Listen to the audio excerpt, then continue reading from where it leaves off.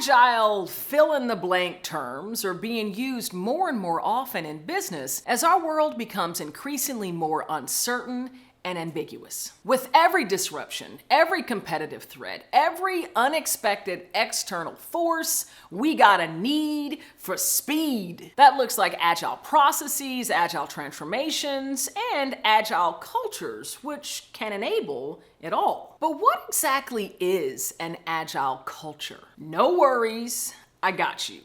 Let's dive into it.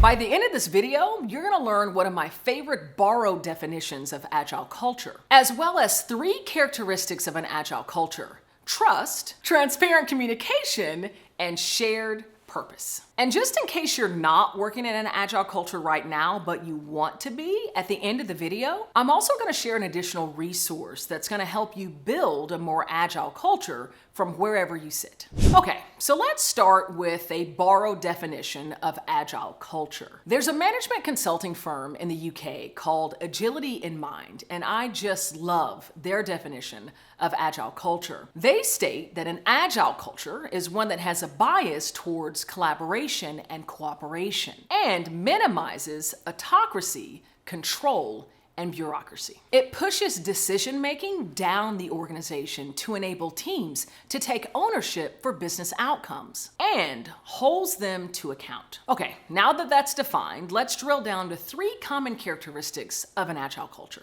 The first of these characteristics is trust. In an agile culture, trust is nurtured throughout the organization. Trust that individuals and leaders are going to be making the best decisions to move the business forward and for the health of the organization. It's because of that inherent trust throughout the org that business decisions can get pushed down throughout the organization and not just remain for those that are really top level in the business. You know, I can remember when I was working in corporate and more traditional roles, and I can remember the amount of defeat and really lack of empowerment that I felt when I thought that I had decision-making authority, but yet my manager would always need to come in and tell me whether something can move forward or not. And honestly, it held me back. I would have to wait for them to okay moving, a certain objective forward, a certain deliverable forward, until they said yes. And I could so see in practice that by me having the decision authority, by that individual trusting me to make the decision,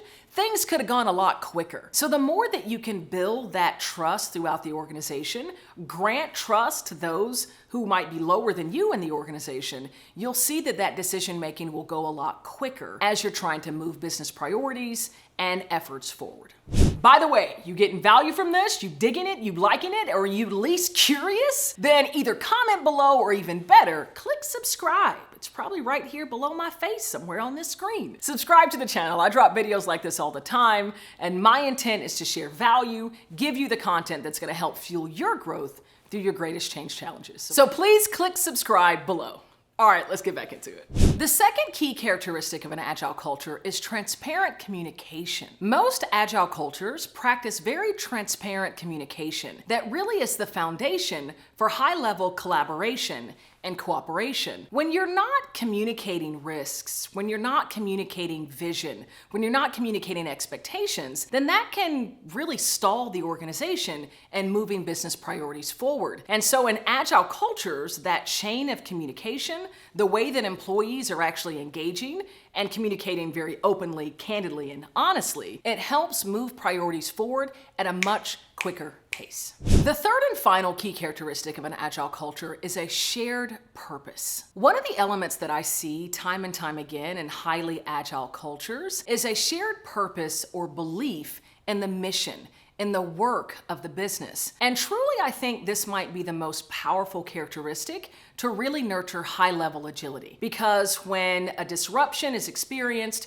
when a new business imperative falls down, these individuals within the organization have this sense of belief, this sense of purpose that the work that we're doing matters. And I need to respond very quickly to this to continue to move the business forward. So when you have really deeply held purpose, value, belief in what you're doing, the work that the business is creating, whenever a need comes, when the organization needs to move very quickly, it's going to be fueled by motivation. It's going to be fueled by individuals who are self-actualized to make it happen. And I'm telling you, that can go such a long way. So as best you can, be nurturing that value, nurturing that purpose, of course, understanding what it is, and then nurturing that in yourself as well as those around you. That belief, that sense of wanting to bring the mission forward and do good work is going to help you go very quickly whenever you're dealing with big disruption, big transformation, or a lot of change that requires that high level agility. So given those characteristics, if you're suddenly realizing that you are not working in an agile culture, but yet you know you need to be, I've got an additional resource for you. I actually want you to watch an additional video, a video I created centered on how to build